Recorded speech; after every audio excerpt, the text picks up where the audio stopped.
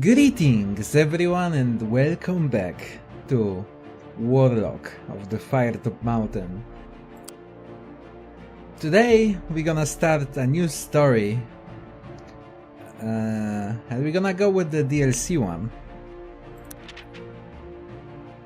And actually I would like to mention, because I don't think I did in the last time, all of those figurines. I mean, we played as Alexandra, but if we pick someone else, they would have an entirely different quest within the mountain.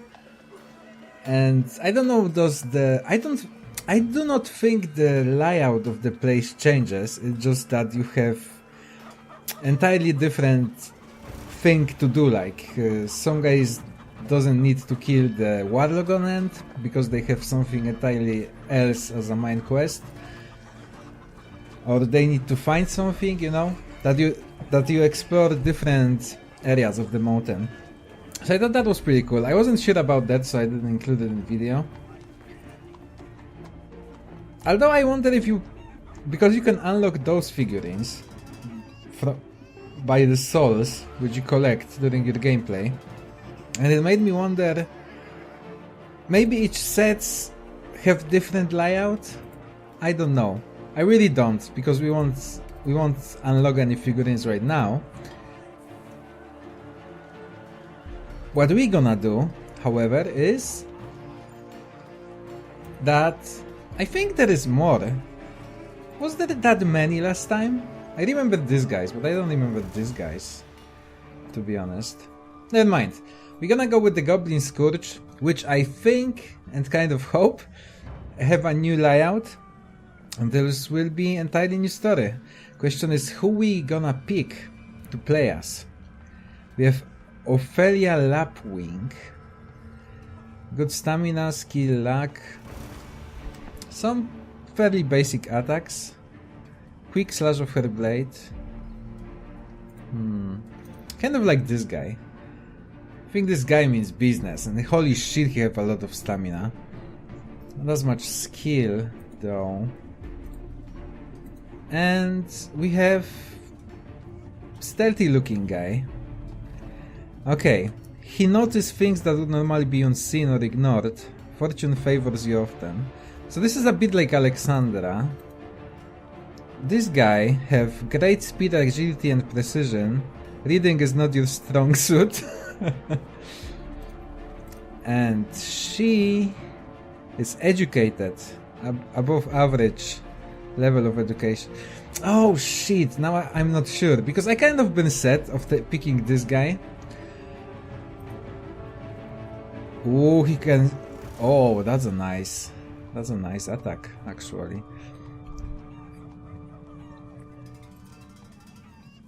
But I kind of like to see things. I really like to, like, you know, explore everything I can. And it would be more interesting to, like, discover everything. Holy shit, what should I do now? This doesn't help me much. Let me think about it. 2 hours later. Okay, and she have a really good attack, which automatically wins any clash. Any. Which makes it fucking amazing, actually. She's educated too. I mean, her stamina is alright. And she starts with no money. Fuck me, I hate picking characters. Holy shit. But you know, I think we might go with Ophelia. I mean, why not? Why not? We're just gonna see how it goes. Because if I pick the bulky guy, then preferably we won't discover many things. And he can't read. So it will be more combat focused play, I think. Okay, you know what? Let's go with Ophelia. I mean, why not? Why not? Sure, let's do this. The Ophelia leaping into the mountain. This will erase any current playthrough. I don't have current playthrough. I finished the game.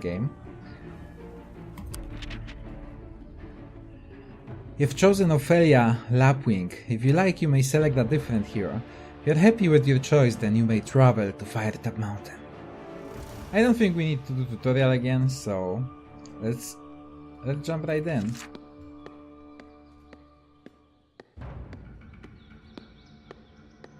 Ooh, she took a different path there. At least your 2-day hike is over. It took longer than you thought as you skirted your home of Darkwood Forest, avoiding encounters with the dangerous beast which lurking within. For once, your quest is not about treasure and glory, but instead of knowledge. Darkwood Forest itself is in peril.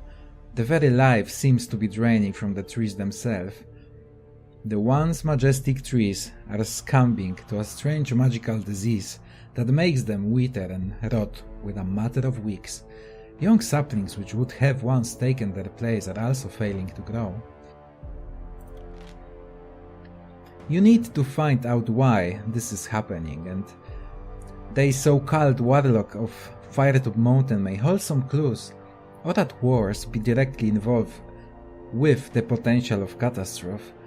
You fear that unless you can find a cure, the forest will be doomed. You lower yourself down onto the mossy rocks to sit.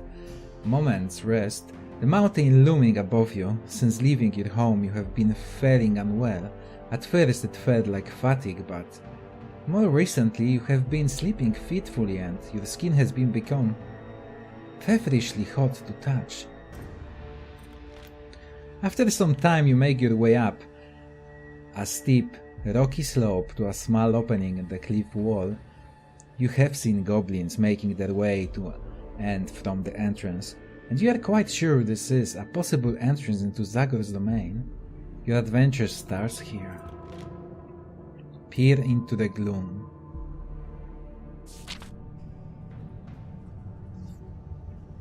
You see rocky corridors stretching out into the gloom ahead, and there is the sound of rushing water bubbling somewhere deep beneath your feet. It feels cool in here. Hopefully this will cool my raging fever.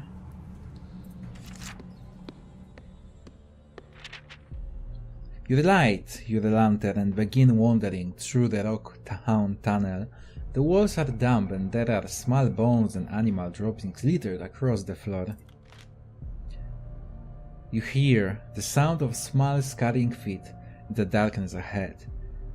Dead brown-skinned goblins run towards you across a wooden walkway, snarling and shouting aggressively, waving their weapons in the air. I'm barely in the mountain and I already have a fight on my hands. One word echoes around the corridor.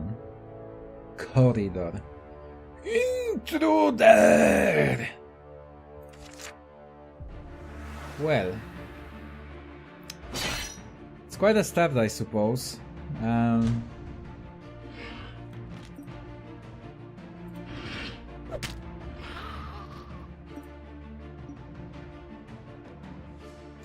only don't remember these numbers. Was it damage or was it just some kind of actions I have to be able to use them?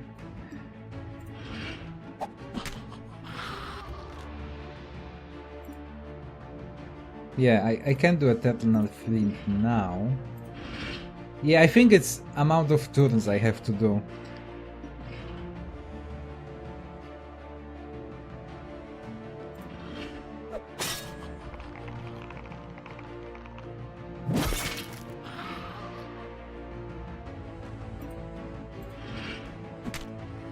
Before I be able to use this attack.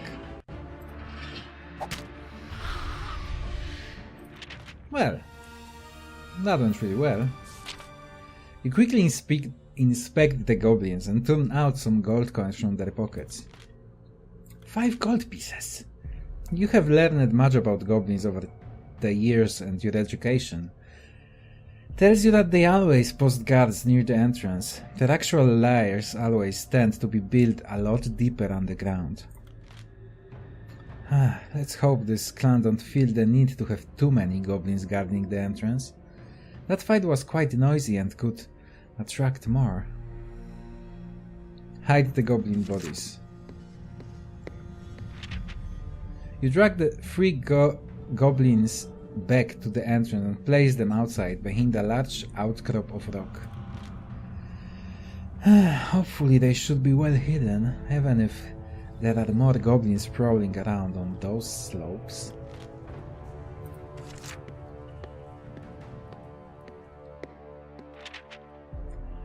You clamber across a small gorge that cuts the path in two. A poorly constructed goblin bridge made up for round wooden planks creaks under your weight but appears to hold. You can hear the trickle of water flowing down below, somewhere in the darkness. However, it is hard to judge how far down it actually is. On reaching the other side, you can see a small table and chairs, which you assume was where the goblins were seated before you walked in.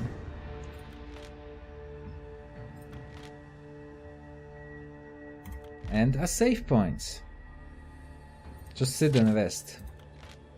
We can eat on those, but we don't have to because we are good on stamina still. Which makes it... I don't really know, do we have any provisions? Yeah, we have 5 of them, and 3 resurrection stones, okay. And our quest is to confront Robin of Orman, the Master of Earth, and discover how to heal Darkwood Forest, okay. The table appears to be made of old pieces of driftwood, no doubt scavenged from the river. There are some bones lying on top along with some gold pieces. My guess is that they were playing some kind of gambling game. They reassemble actual goblin bones too. Yuck! You go to grab the few coins from the table and then realize that beneath the bones there are even more coins. You push the bones away with your weapon and then take the goblin's howl. Luckily for you, they were betting large amounts of gold. So there is my passive working.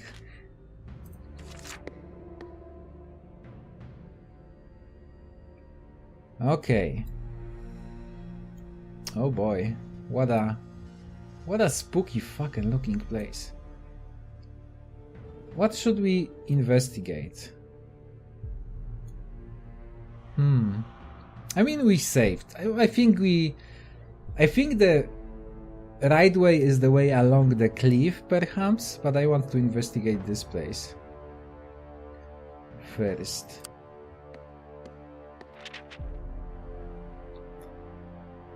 The sound of rushing water intensifies as you walk on the wooden jetty. Waving your lantern, you can see their crude nets hanging down into the darkness, attached to a wooden handles wedged between the wooden planks. You suspect those to be fishing nets, traveling into unseen river below.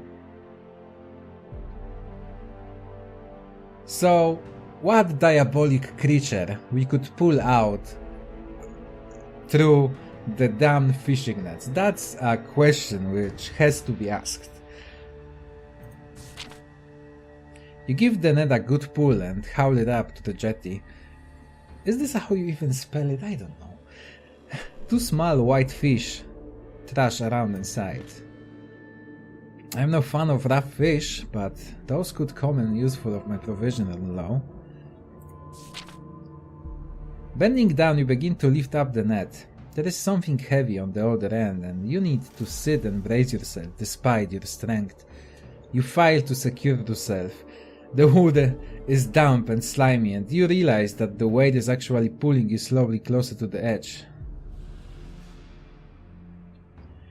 Yeah, I was about to say one of those at least, if not 2 or all of them, would be the trap of some sort.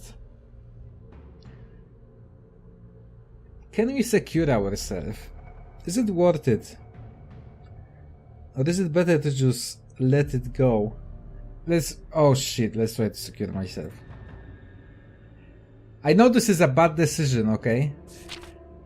Bracing yourself, you dig your boots into the gaps between the planks. Don't fuck me up now. You needed a score of 11 or under, and rolled a score of 6. You managed to haul up the net. Using every ounce of your strength, you haul out the net. A large shape appears, which rolls across the jetty towards you. You quickly stand to your feet. Is this a monster or something? The shape in the net reads and controls, making grunting noises as you approach. Whatever is inside is clearly a humanoid of some description. How does this thing stay alive underwater unless... Oh, hi. Count might thought the creature suddenly leaps up towards you, shredding the net in the process. With horror, you realize you are facing a weight. Weak... Oh, I won't even try to... Nope. A powerful undead monstrosity. Thankfully, your education about the undead tells you that weights can only be harmed with a silver weapon. You know that it would be a suicidal to attack it right now without one. And we don't have silver weapon. It just says sword. I highly doubt this is a silver weapon. Moving as fast as you are able, you jump from the jetty back onto the stone pathway. You immediately find yourself clattering into some humanoid forms in the darkness. You tumble forward into the wall, squashing a couple of goblins in the process.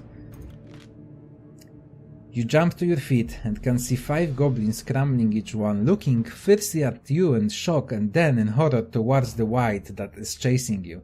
The creature looms out of the darkness, snarling and clawing in the air.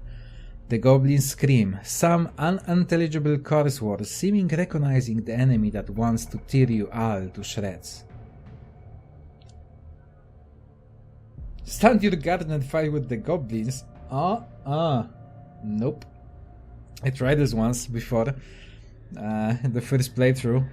No one fucking help me. Use this distraction to quickly head east.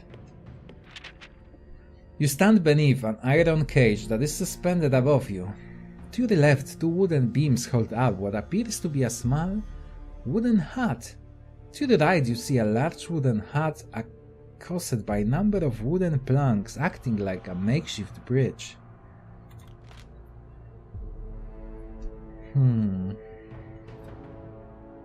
Behind you in darkness you can hear fighting and sounds of goblin screams. The wight could be upon you at any moment. Oh shit, is this like actual threat I need to deal with? Do I need to keep moving now because I pulled the fucker out of the net? I don't think there will be too much interesting stuff in this. I feel... Okay, they might be, but I feel I shouldn't explore this because I pulled the weight out of the... out of the net. I kind of want to see what is in there though.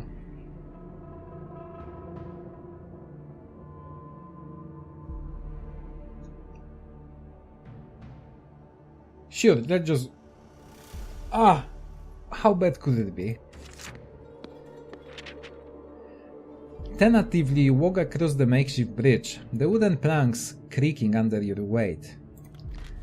Suddenly you hear a... Wang!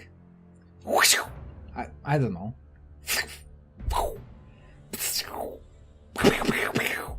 As an arrow flies past your right ear, you look up to one of the windows and see a goblin archer fumbling to line up another arrow.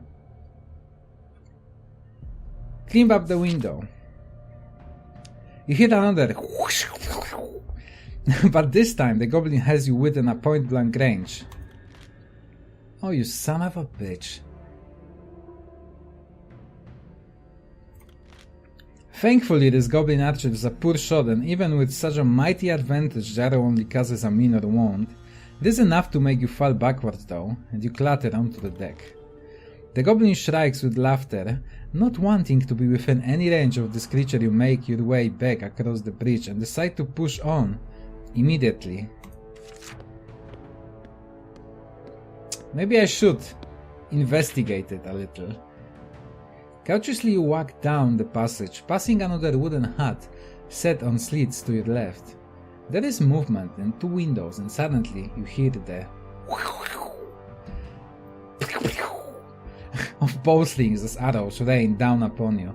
You pick up piece and run forward down a step in the rocky path. Oh boy.